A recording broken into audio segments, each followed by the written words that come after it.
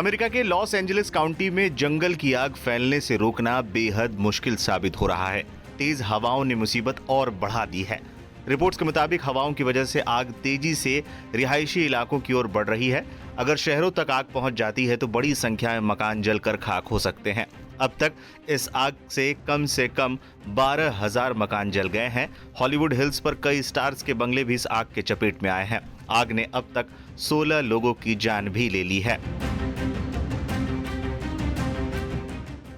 लूटपाट की खबरों के बाद लगाया गया कर्फ्यू। अमेरिका के कैलिफोर्निया राज्य में मंगलवार को लगी आग पर 6 दिन बाद यानी रविवार तक भी पूरी तरह से काबू नहीं पाया जा सका है। आग के संकट के बीच कैलिफोर्निया के सांता मोनिका शहर में लूटपाट की वारदात को अंजाम दिया गया है, जिसके बाद प्रशासन ने कर्फ्यू घोषित कर दिया है। इस मामले में अब तक 20 लोगों को गिरफ्तार भी किया गया है। 14,117 एकड़ क्षेत्र पूरी तरह से बर्बाद हो गया।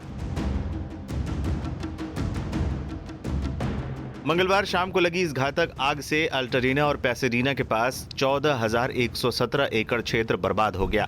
हालांकि शनिवार दोपहर तक 15% क्षेत्रों में लगी आग पर काबू पा लिया गया था। पैलिसेड्स फायर लॉस एंजलिस क्षेत्र में कम से कम 5 सक्रिय जंगल में आग तेजी से फैली है, जिसने 22,660 एकड़ को झुलसा दिया। आग ने मंगलवार से अब तक इस क्षेत्र में 5,300 से अधिक मकानों को नष्ट कर दिया है। आग पर अब तक 11% काबू पाया जा चुका है। मंगलवार और बुधवार को फिर भड़क सकती है आग। CFL फायर ने बताया है कि मध्यम से तेज गर्म हवाएं मंगलवार और बुधवार को लौट सकती हैं, जिससे आग और फैल जाएगी। एहतियात के तौर पर इस क्षेत्र में अब तक 1680 कैलिफोर्निया नेशनल गार्डमैन सक्रिय कर दिए गए हैं। जानकारी के मुताबिक हवाएं पूर्व की ओर से तेजी से बढ़ रही हैं। इतने प्रयास के बाद भी आग पर काबू पाना मुश्किल हो रहा है।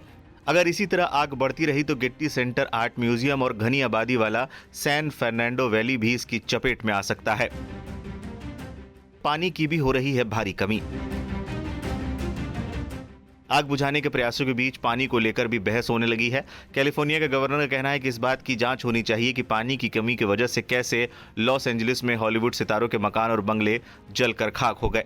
कई जगहों पर आग के बीच लूटपाट की भी खबरें सामने आई हैं। ऐसे में सेंट मोनिका में कर्फ्यू का ऐलान कर दिया गया है।